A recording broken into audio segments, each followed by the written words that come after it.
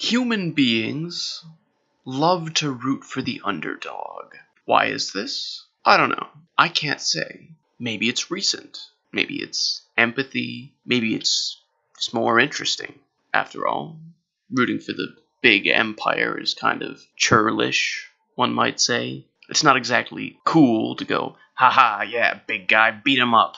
It's much more interesting to root for the underdog. One of the big underdog versus overdog stories is very famous in what's probably the most proliferated collection of stories of all time. Call it the Old Testament if you're Christian, or just the Torah if you're Jewish or Muslim. These are the famous books of the Abrahamic faiths, with what are arguably some of the most important stories in human history. And I say important because they're the most circulated, even among radically different cultures. The ones with the most impact on both West and East. You can find these same stories. Pick, say, a potato farmer from Idaho and an Indonesian fisherman, and you ask them to tell you about Moses or Abraham. Well, chances are you'll get the same story. A few changes in pronunciation maybe, but the same story. And maybe they'll tell you about David and Goliath. Now, I actually wrote this episode twice, and the first time I wanted to talk about the 17 million Slavs who were killed by the Third Reich, including 3 million Jews. And the second time, I tried to lessen my scope and just talk about the massacre of the Polish intelligentsia at Katyn Forest by the Soviet Union. Both, there are, however, very dense subjects and would take far longer than the 15 to 20 minutes that I have planned here to do it any real justice. So eventually, I decided to instead talk about the first Warsaw Ghetto uprising, because I was wondering how to broach the subject of, Nazi war crimes in occupied Poland, and then I remembered something a friend of mine once told me at dinner in college about how his grandmother had been killed fighting in the uprising, and that got me thinking about the uprising, and so now here we are. Now, admittedly, I'm a bit more well-informed about the second, larger uprising, and there's better sources on that, given that there were more survivors, but the first is very closely tied to that second uprising. It's a good example of what both of these stories are about, which is the David and Goliath parable and resistance to fascism. Now, we all know the history books. If this were a play, it's a tragedy. David, in this story, does not kill Goliath at the end. David ends up dead. But he and a friend, more or less, bloody Goliath's nose in front of the whole world. Now, before I get into setting the stage for this tragedy, I want to talk a little bit about the background to the two cultures that are very important to the story, and both these cultures are being stamped on, and are rather famous for being stamped on. They are two peoples whose struggle I would call equidistant, maybe. That is, not the same, but similar. One is a diffuse people with astonishing resilience, who've been captured and deported and have all the men in their societies wiped out on multiple occasions, and whose women, working by themselves, somehow raised their half-conqueror children as their own culture, and then went on to reestablish their state multiple times, and also travel all over the world. That is a very, very resilient people. The other group is more centralized, people living in a particular spot who, no matter how many times you try and move them or stamp them out, they just dig in their heels and refuse to die out of sheer bloody-mindedness. At one point in history, they dug in their heels so hard that when they hit back, they conquered half the Western world. I remember my grandmother telling me that. I remember her saying, "We used to be rulers, from the Baltic to the Adriatic Sea." I am, of course, talking about the Jewish people and the Polish people, respectively. And in this story, all these people, by the way, are Poles. So they have both of those identities if they're Jewish, and 1 if they're just Polish. I could list the people who conquered both societies, but it would take all day. And each time, those people still got up, wiped off the blood, raised their fist for another bout. We all love the underdog, and these guys are the scrappy terriers who just never give up. So I suppose it makes sense that they would fight and refuse to give up together in 1943. Now let me describe the situation in the Warsaw Jewish Ghetto in 1943. When the Germans came, they pretty much took all of Polish Jewry and they stuffed them into a very small area, multiple small areas, that were basically urban concentration camps. And then they would take portions of these people every few days, put them on trains, and send them to the extermination camps. The Treblinka and Sobibor death camps were the closest ones to the Warsaw Ghetto, which is the compact area that these people are living in that we're discussing, specifically in this story. And by the way, all these people were hungry to the point of starvation throughout the entire story. The Germans had roped them off into living in a very small, confined, built-up area, 3 kilometers square, 300,000 people. Disease runs rampant. Thousands are being rounded up every few days to be deported to liquidation camps like Treblinka and Sobibor. The Germans told them that they were being resettled in newly taken Russian territory, and the diffuse resistance movement inside the Jewish ghettos decides initially not to revolt because they don't want to mess up their chances of being resettled. How tragic is that? The head of the Judenrat, that is, the Jewish Leadership Council of the ghetto, doesn't know the truth either. For a while, in late 1942, the head of the Judenrat finds out what's going on in the camps, where people are being, quote, resettled, unquote, and he commits suicide. The rest of the ghetto finds out pretty quickly that they're not being resettled, they're being liquidated. And in January 1943, some Jews in the ghetto decide to resist, and they form 2 different militias. They know that they probably won't survive, but the logic was that it was better to die on your feet than on your back. They send word to their contacts outside, and agents from the Polish Armia Krajowa, that is, the Polish National Resistance, dig narrow supply tunnels into the sewers of the ghetto and smuggle in some pistols, grenades, and a few rifles and homemade machine guns from their hidden factories in the countryside. Someday I'd really love to do a bit on the wonderful Polish Home Army, the most effective resistance of that war by a long shot, and Stalinist propaganda nearly wiped out the records of their existence. Now, there were 2 armed Jewish forces within the city, getting ready for war. One was the left-wing pro-Soviets, the other was the Jewish Military Union, or the ZZW, who were very closely allied with the Polish resistance, the Home Army. The ZZW was the one which did most of the fighting in the ghetto uprising. Later, of course, the Soviets suppressed that information due to the ZZW's ties to the Home Army. As it stood in the way of the Sovietization of Poland, they fabricated some information about the more far authoritarian left group having a larger role in the uprising. It was actually the more nationalist ZZW. In any case, armed resistance to the Germans starts in mid-January, when the Germans are bringing people out to put them on trains. Resistance fighters open up with pistol fire, and they lob grenades from hidden corners and devastate these unsuspecting Nazis. The Germans immediately put the ghetto on lockdown.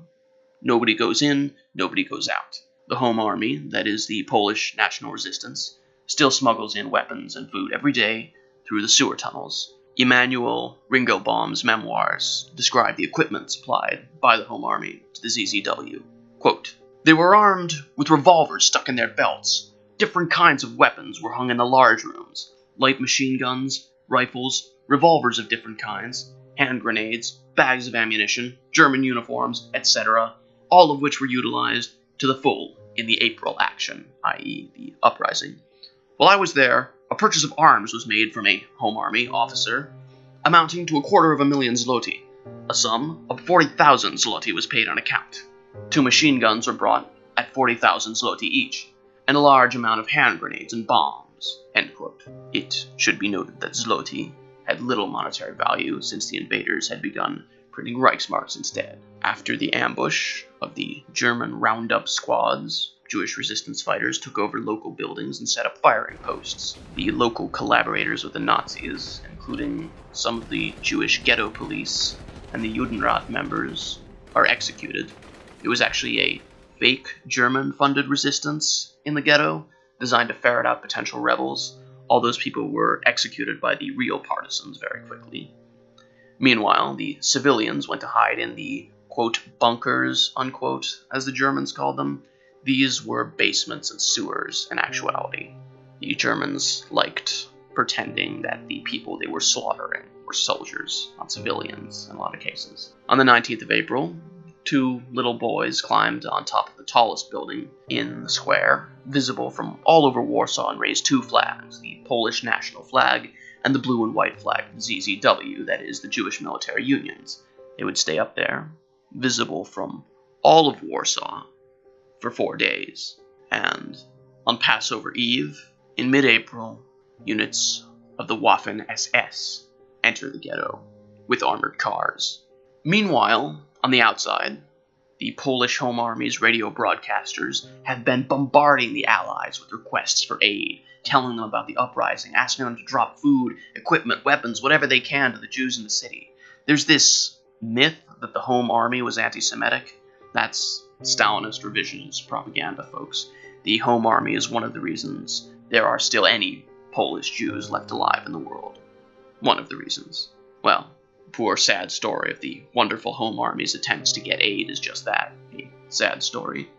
Their pleas for aid were ignored by the Allies, especially by the Soviets, who insisted that the plight of the Jews in Warsaw be ignored. Well, the ZZW, that is, the Jewish Military Union, fought as best they could. The Home Army, after hearing nothing but deafening silence from the Allies, eventually decided to do something more military. Home Army troops armed with machine guns and rifles assaulted German positions elsewhere in the city in large-scale battles to break through to the Jewish resistance fighters inside. 4 units of the Polish Home Army somehow actually got through supply tunnels and joined the fight within the ghetto outright. And these guys were identified later by the Home Army armbands that they wore. There were breakouts and last stands and daring gunfights. Some Jewish fighters escaped, or were led in breakouts to meet the Home Army outside of the city, where they would later join its ranks. Henryk Iwanski, a Home Army commander, was given the title Righteous Among Nations for his actions in leading Home Army volunteers to support Jewish partisans in the ghetto from the first day. He lost a brother and 2 sons who were also in his unit. Some examples of the breakout attempts can be found in the records of the SS commander Jürgen Stroop, who led the German troops in the ghetto uprising. Jews refers to Jewish resistance fighter, and Polish bandits refers to Home Army members. Quote, "When we invaded the ghetto for the first time, the Jews and the Polish bandits succeeded in repelling the participating units, including tanks and armored cars, through a well-prepared concentration of fire. The main Jewish battle group, mixed with Polish bandits, had already retired during the first and second day to the so-called Muranowski Square. There, it was reinforced by a considerable number of Polish bandits. Its plan was to hold the ghetto by every means in order to prevent us from invading it. One such battle group succeeded in mounting a truck and ascending from a sewer in the so-called Prosta Street, and escaping with about 30 to 35 bandits. The terrorists, in addition to the Jews, were also, among these gangs, armed with carbines, small arms, and in one case, a light machine gun, mounted in the truck, and drove away in an unknown direction." End quote.